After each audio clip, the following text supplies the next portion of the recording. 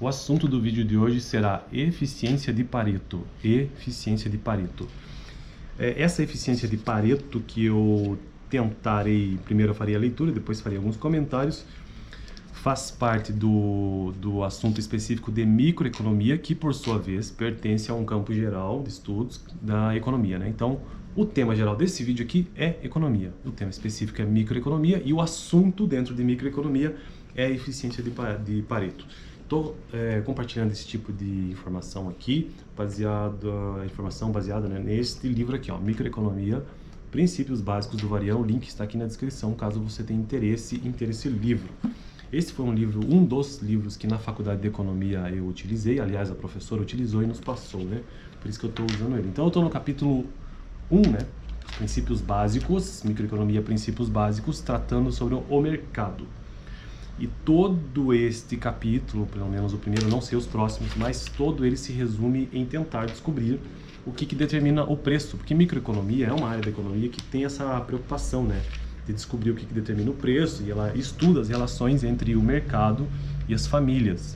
Por isso que é microeconomia, diferente, né, de macroeconomia, que é uma área da economia que estuda amplos maiores da economia como um todo, como taxa de desemprego, taxa de juros, coisas assim que são amplas, né? E micro não, micro estuda a relação, ou estuda ali o que ocorre na relação de mercado, né, entre famílias e empresas. Então vamos ao assunto do vídeo de hoje, que é eficiência de Pareto. O que é que diz o texto? É um texto curto até. Um critério útil para comparar os resultados de diferentes instituições econômicas é um conceito conhecido como eficiência de Pareto ou eficiência econômica. Tem uma nota de rodapé. Essa expressão alude ao economista e sociólogo italiano, né, chamado Vilfredo Pareto, e ele é de 1848 a 1923. Então, um pensador que nasceu no século XIX ainda e faleceu no século XX. Alude ao economista e sociólogo italiano Vilfredo Pareto, que foi um dos primeiros a examinar as implicações do conceito de eficiência. Então aqui nós vamos tratar sobre o conceito de eficiência, a eficiência de Pareto, né? Então, eficiência de Pareto ou também eficiência econômica. Começaremos pela seguinte definição: se pudermos encontrar uma forma de melhorar a situação de uma pessoa sem piorar a necessidade de outra, teremos uma melhoria de Pareto. Então, resumindo essa ideia já de Pareto de início, o que é melhor eficiência de Pareto? É melhorar uma situação sem estragar outra ou sem piorar outra. Se uma alocação permite uma melhoria de Pareto, disse que ela é se uma alocação permite uma melhoria de Pareto, disse que é ineficiente de Pareto. Se a alocação não permitir nenhuma melhoria de Pareto, então ela é eficiente de Pareto. Uma alocação ineficiente de Pareto tem a característica indesejável de que há alguma forma de melhorar a situação de alguém sem prejudicar ninguém mais. A alocação poderá ter pontos positivos, mas o fato de ser ineficiente de Pareto constitui, por certo, um ponto negativo para ela. Se há um modo de melhorar alguém sem prejudicar mais ninguém, por que não fazê-lo? A eficiência de Pareto é uma das ideias importantes da economia, motivo por que a examinaremos com maior detalhe posteriormente. Ela tem muitas implicações sutis que teremos que investigar com mais calma, mas podemos ter agora mesmo uma vaga ideia dos aspectos envolvidos.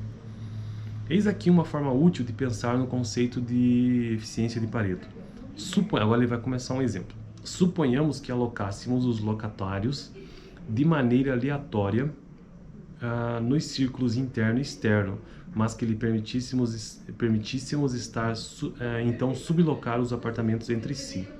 Bom, aqui ele está só trazendo um exemplo do capítulo, né? Porque como microeconomia é um assunto bastante complexo e difícil, então ele tenta trazer um exemplo para ir colocando em prática. Então, o exemplo aqui que ele está falando do mercado de apartamentos, dessa ideia de apartamentos, é porque no livro tem-se a ideia de mercado de apartamento, e ele quer saber, a pergunta básica é o que determina o preço do apartamento.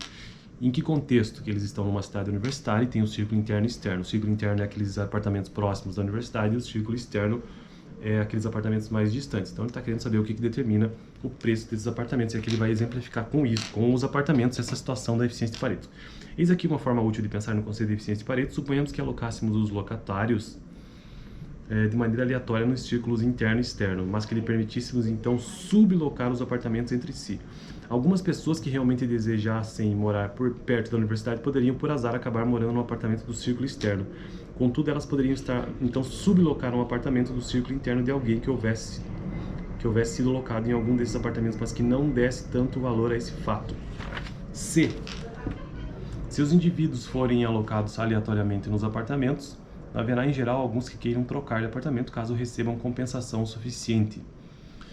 Por exemplo, estamos falando aqui dos alunos, né, que alugam os apartamentos no círculo externo ou interno, aqueles mais próximos ou mais distantes da universidade. Por exemplo, suponhamos que a pessoa A receba um apartamento do círculo interno, mais próximo da universidade, que ela avalia em 200 dinheiros, enquanto que a pessoa B recebe um apartamento do círculo externo, mais distante da universidade.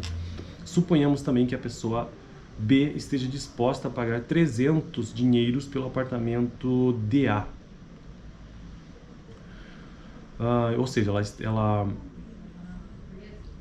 deixa eu repetir isso aqui. A pessoa, vamos lá. Por exemplo, suponhamos que a pessoa A receba um apartamento do círculo interno que ela avalia em 200 dinheiros, enquanto que a pessoa B recebe um apartamento do círculo externo.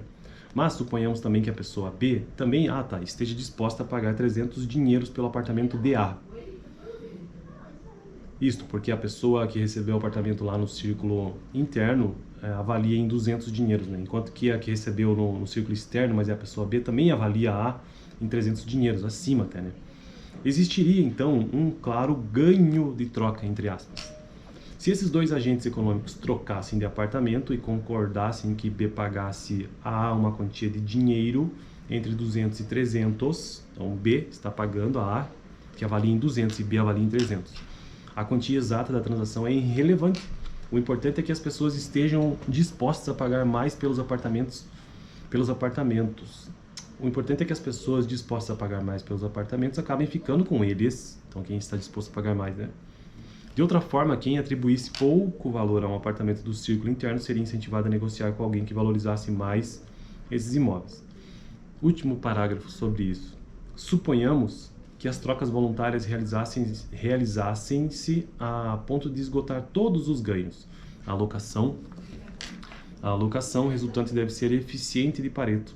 Se não fosse assim, haveria alguma troca que melhorasse a situação das duas pessoas sem piorar a de ninguém.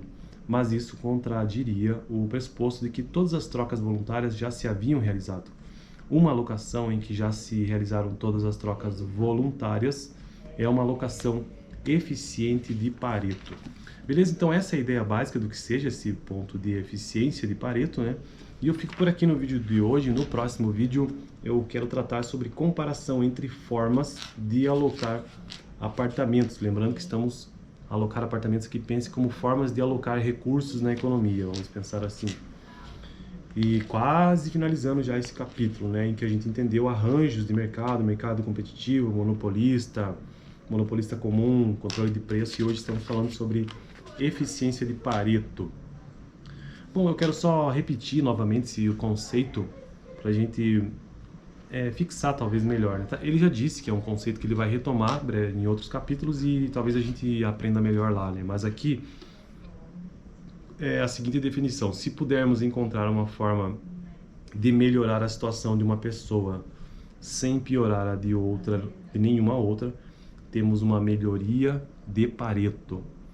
Melhoria de Pareto. Então, o que é isso? Uma situação, uma decisão tomada de uma pessoa que melhore a sua situação, mas que não piora de outra. Isso é uma melhoria de Pareto. Se uma alocação permite uma melhoria de Pareto, disse que, ou seja, nesse quadro em que ninguém sai perdendo, vamos dizer assim, disse que ela é ineficiente de Pareto. Se a alocação não permitir nenhuma melhoria, ou seja, chegou no justo equilíbrio, vamos dizer assim, então ela é um eficiente de Pareto. Não existe mais para onde correr. Então, se ela é ineficiente, quando ainda permite uma melhoria, né? E ela se torna eficiente de Pareto quando chegou neste pleno. Todo mundo está saindo ganhando ali. Tanto quem está fazendo a melhoria está ganhando e sem prejudicar ninguém mais. Quando não tem mais, né? Então isso é um eficiente de Pareto. Acho que é isso, né?